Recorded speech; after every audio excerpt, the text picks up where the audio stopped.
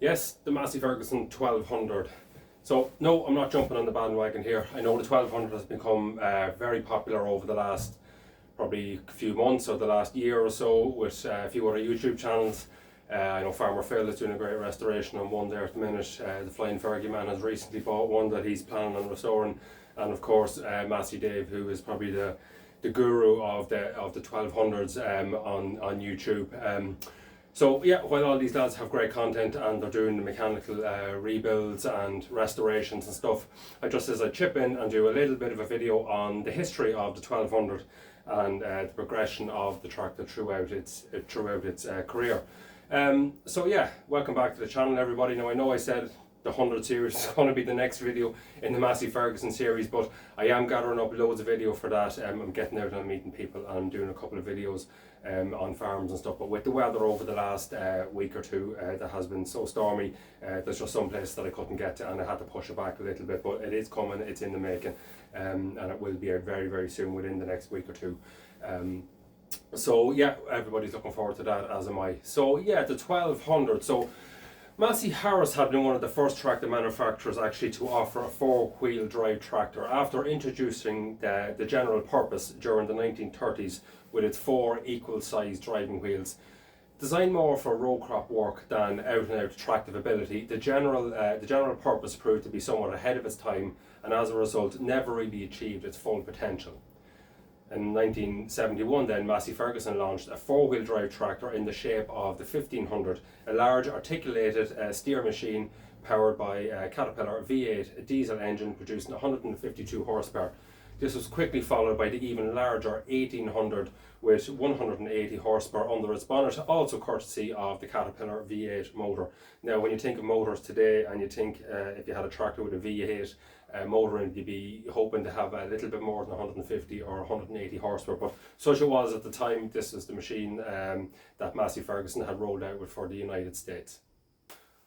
So designed and built in North America, these two behemoths were also the first Massey Ferguson models to feature the new, that hard nose radiator surround type, which would later be adopted across the board in all new tractor designs launched during the rest of that decade. They were also the first to feature a cab designed as an integral part of the tractor rather than just being an optional afterthought, and it was pretty quiet and impressive too. So when you think of the 100 series, and that basically came without a cab and then you bought your cab afterwards to put onto it, it was a retrofit after the tractor had been produced. So yeah, however, these large machines were specifically designed to work in the wide open fields of North America and were never officially sold into Britain or Europe.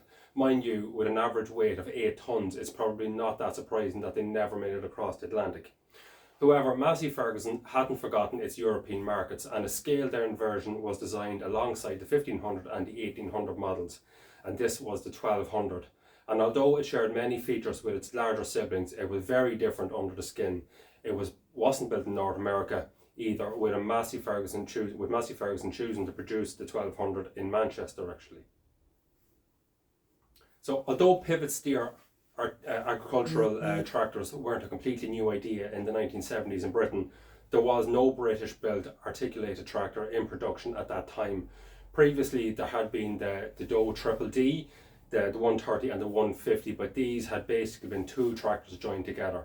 The only true pivot steer tractor produced in the UK was the Mapro Mastiff, introduced in 1962 and based on the Fordson Supermajor with a 6-cylinder engine replacing the original power plant. Despite the Mark II version appearing later in the 1960s, this tractor was never a huge commercial success. So fast forward a decade and Massey Ferguson had high hopes for its own British-built articulated tractor would prove to be more enduring model as it began to arrive on British and European farms during 1972, following its UK launch at London's Royal Smithfield Show in 1971. So the first prototypes had been built in North America and trials followed in the UK. Externally, the 1200 followed pretty closely to design parameters already set out by the larger 1500 and 1800 models, with the same type of hard nose bonnet complete with side mounted air intake stalk and pre-cleaner elements, as well as the very square looking cab. The pivot point itself was also a similar design, but at the rear an integrated 3-point hitch was developed to enable more versatility use of implements that were required on this side of the pond as opposed to the large draft type application that you'd be more used to in the States. The result was a very purposeful looking tractor with equal sized wheels, plenty of ground clearance, making it ideal for the heaviest, toughest jobs that European farmers could throw at it. It would have been very natural, of course, to build the 1200 at either Coventry or Beauvais in France. Instead, and probably sensibly given its heavy construction machinery experience, the job was given to Massey Ferguson Industrial Machinery at Barton Dock Road in Manchester. After all, the actual chassis of this new machine was very different to that used in any of the current 100 series models, with its heavier and more industrial style design. So the turning point, the central pivot of the 1200 allowed for very tight turns. When turning on the headlands of fields, much tighter turn was possible with competitive four-wheel drive machines such as the county or the roadless equal size wheel models. All four models of the 1200 were fixed with a powerful hydraulic ram turning the machine around its central pivot point, with the engine and cab on the front half allowing the driver to face forwards at all times, while the rear steer always followed in the tracks of the front wheels. The same axle design was applied both front and rear, using the same assembly as found on the larger MF two-wheel drive tractors such as the 188, resulting in a differential lock on both axles. The articulated design also allowed for the front and rear wheels to tilt independently of each other when moving over very rough ground. The 318 litre fuel tank was mounted high up behind the cab, which not only kept it out of harm's way but also helped stop dirt and dust from getting in on top of it. Two large, easy to remove panels on either side of the bonnet provided access for routine maintenance, and a small flap on top of the bonnet concealed the radiator cooling filling point.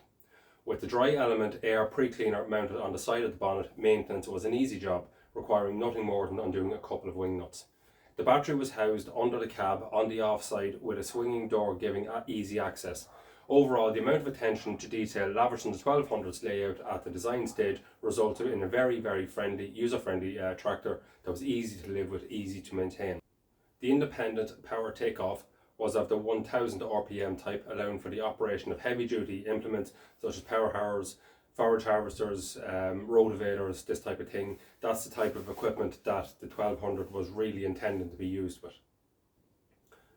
Despite its similar appearance to the 1500 and the 1800, under the skin the 1200 was a very different beast. Power came from a Perkins A6 354 6-cylinder diesel engine of 5.8 litre capacity that produced 105 horsepower at 2400 RPM. Pretty modest compared to the V8 models in America. But in Britain at that time, tractors of around 100 horsepower were regarded as the most powerful necessary.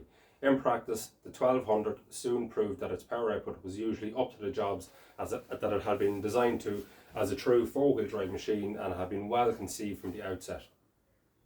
Plenty of thought had been given to vital factors such as correct weight distribution and the tractor's ability to get all the available power down to the ground. The design ensured that most weight was positioned over the front axle, allowing for more tractive effort, while the weight of any mounted implement and the pull of that in the soil added to the weight of the rear axle. This tractor may have been a mini Arctic, but the same principle of balance and maximum traction applies with its larger North American cousins. As time passed, the 1200 started to lag behind other manufacturers regarding offerings in the power stakes, although in the early 70s it was certainly powerful enough for most operators, with an official rating of 105 horsepower. Most advertising material stated a slightly inflated maximum horsepower of 110. This led to Opico and a few other manufacturers introducing an aftermarket turbocharger kit for the 1200, which boosted the power available to more than 10 horsepower, and some made the promotional claims more attained. In a sense, the 1200 made use of many components already available from the Massey Ferguson parts bin. This was the case with the standard transmission chosen, which was the 8 forward by 2 reverse gearbox as standard. Alternatively, customers could opt for the multi-power 12 forward, 4 reverse unit at extra cost option, but both transmissions were well proven on use in other Massey Ferguson models and performed very well in this application. The top speed of over 17 miles per hour seemed very sedate nowadays, but was actually pretty run-of-the-mill for most tractors back in that time. And the prospect of driving this pivot steer beast any quicker probably wouldn't have much appeal to anyone anyway. The gearbox was controlled by two levers positioned down on the right of the driver's seat, while the multi-power lever was mounted on the console under the steering wheel.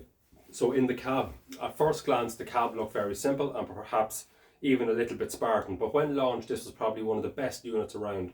It offered the driver plenty of room, lots of comfort, good visibility and a quiet environment.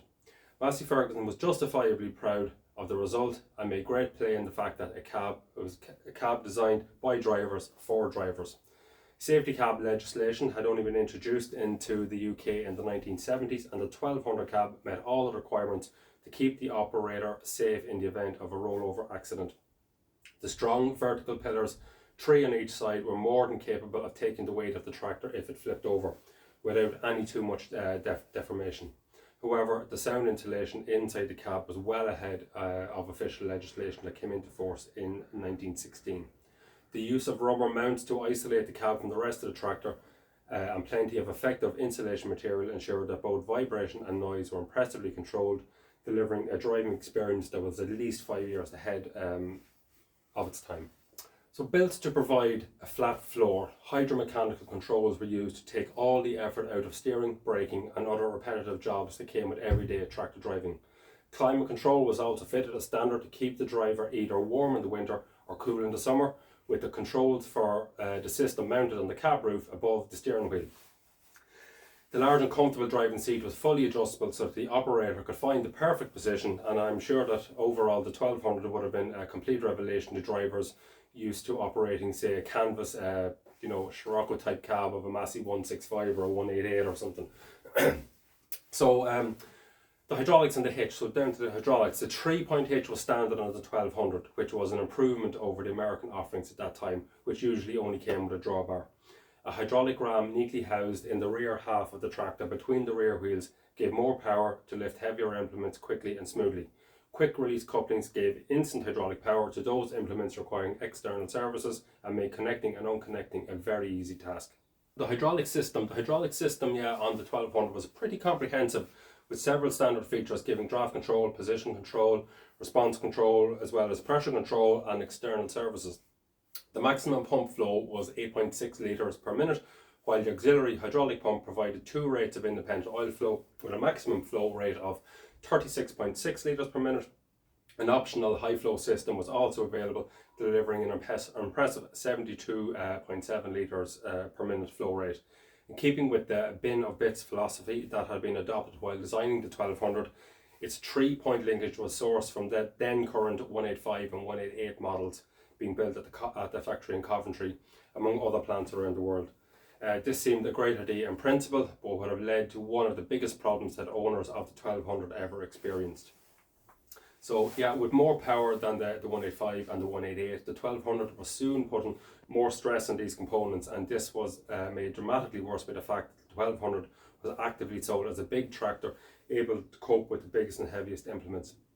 This may have been true of the rest of the tractor, however, but when it came to users continually used the tractor with big, wide, heavy cultivators and other implements, the cracks began to show quite literally, as the 100 series derived rear linkage began to fall apart under the strain. So by 1979, the 1200 I suppose had really begun to show its age. The design was still sound overall, but the size of implements had grown to such an extent that the poor 1200 was struggling, not only with the 3-point linkage area, but also in the power stakes. Many conventional tractors had already overtaken the big MF in terms of power. In 1975, the North American 1500 had become the 1505, while the 1800 had likewise evolved into the 1805 with several major improvements, including an increase in engine power, improved power takeoff, and also the option of a 3-point hitch. This increased versatility led to a few sales of these models over the UK and Europe. However, the 1200 continued on as before, falling ever further behind the rest of the pack. It wasn't until 1979 that the 1200 was finally replaced, with Massey Ferguson introducing the very similar 1250 to succeed it. This new model featured a new variant of the original Perkins engine fitted to the 1200, the newly developed A6 354.4, which featured a new block and redesigned cylinder head and resulted in a maximum output of 112 horsepower. So the gearbox itself then was an improved version of the 12 forward and 4 reverse unit, and was similar to that used in the French-built Massey Ferguson 595. The 1250 also shared that model's braking system. Excuse me. The whole steering system received a major upgrade. The hydrostatic system provided a tight 3.62 turning circle. The rear hydraulic system also received an upgrade, and it was claimed that the 1250 was able to lift 28% more than the 1200. The same monocoque cab was used in the 1250 as on the 1200 and remained remarkably effective despite its age. Sadly, comparatively few 1250s were produced in relation to the 1200, with the final example rolling off the production line in 1982. By then it was in many ways out of date. I suppose Massey Ferguson had introduced the conventional base 2000 series in 1979, offering more power and the option of four-wheel drive in a rigid traditional chassis type. If only the 1250 had been introduced early, it might have sold a little bit better. As it was, the 1250 would prove not only to be the last Massey Ferguson articulated tractor to be built in Europe, but also the last articulated design to be built in Britain, full stop. So, if you're thinking of buying a 1200, well, the 1200 is no different to any other tractor when looking at prospective purchases, and as always, overall condition is always a key. If you're lucky enough to find an immaculate low error example, then you shouldn't go far wrong. However, most likely though, you'll be looking at a tractor that has gone through a great deal of work in their life, so unless you have lots of spare cash and time to spend getting it back in good condition, it's best to avoid any really rusty rundown examples. Check the engine, the driveline, and as you would any other tractor, make sure that everything works as it should and there's no obvious leaks, severe corrosion. Check the axles for wear, leaks, and make sure that the linkage and PTO work properly. As I've already mentioned, the 1200 was mostly put together using already tried and trusted components from the Massey Ferguson parts bin, from the 185 and the 188. So the engine, transmission, axles, rear linkage, all use comparatively similar parts readily available. However, it's very important to check the 1200's unique points, such as the pivot joint, which should be at least in reasonable condition without too much wear on the shafts that transfer the power to the rear axles and the power takeoff. The cab, of course, should also be checked carefully, inspected. Check that it's not rusting excessively, as doing anything more than a simple patch repair can be difficult on a safety cab such as this. Bearing in mind that it was designed as an integral part of the machine, and therefore any work that needs to be carried out on it must be done to a very high standard. Find more than a few rusted holes, once again, it's probably best to walk away. Having said that, there's plenty of them out there that have been whipped off and really good fabrication jobs done on them. If you can get them at a right price, a reasonable price, and you expect to do a lot of work on it, I don't see why there's any problem at all, taking one that has plenty of rust on it and even getting a new cab for it. It's just great to keep these things on the road. I hate to see them scrapped. Great that lads are out there buying them up and getting them back out there. So it actually was, the 1200 it was an anomaly that worked. The Massey Ferguson was a large and powerful machine that at the same time wasn't so big that it was too heavy or clumsy. It also offered all the benefits of articulated steering and true four-wheel drive. In its day, the 1200 was a superb tractor, despite its often mentioned failings, not to mention power and a rather weak 3-point linkage. Many have had enjoyable, very long working lives, even to this day in some cases, and many others have now been preserved as a fitting tribute to this unique mini Arctic. So while the 1200 might not have benefited from the glamour and the awesomeness associated with those huge 400 and 500 horsepower articulated tractors that started appearing in the 1970s, as it drew to a close, it was a very, very solid machine. Nonetheless, in many ways, it was the 1250 that followed it, were perfect for the type of work that had been designed to undertake. Many who operated these models regarded them as the ultimate and usable tractor power at a time when most farmers and contractors were still working with conventional two-wheel drive machines delivering 70 and 80 horsepower.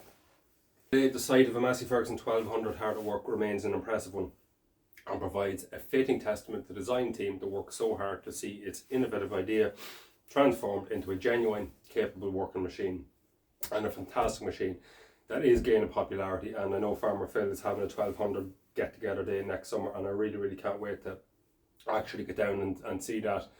It's going to be fantastic to see them all working together. So yeah, the 1200, that's it really. So the engine, we look at it, the Perkins A6 354 6-cylinder 5.8 litre naturally aspirated engine, delivering 105 horsepower as we spoke of. Transmission then was 8.2 standard or a 12.4 multi-power option. Your PTO was your standard 1000 RPM at 2216 RPM, and it was independent with a power output of 91.2 horsepower. The hitch then, as we spoke about, its failing was to have the category 2 type external links, 3.4 ton lift capacity, and the overall weight, the standard weight of the tractor was 5,157 kilograms. So that's it for the 1200. I'm sure there's plenty of people that are going to enjoy this this little video. Just something to add along with all the other content that's out there on the 1200 and on the Massey Fergusons. So that's it for today, lads. I will be back next week, and I will talk to you all then. Take care.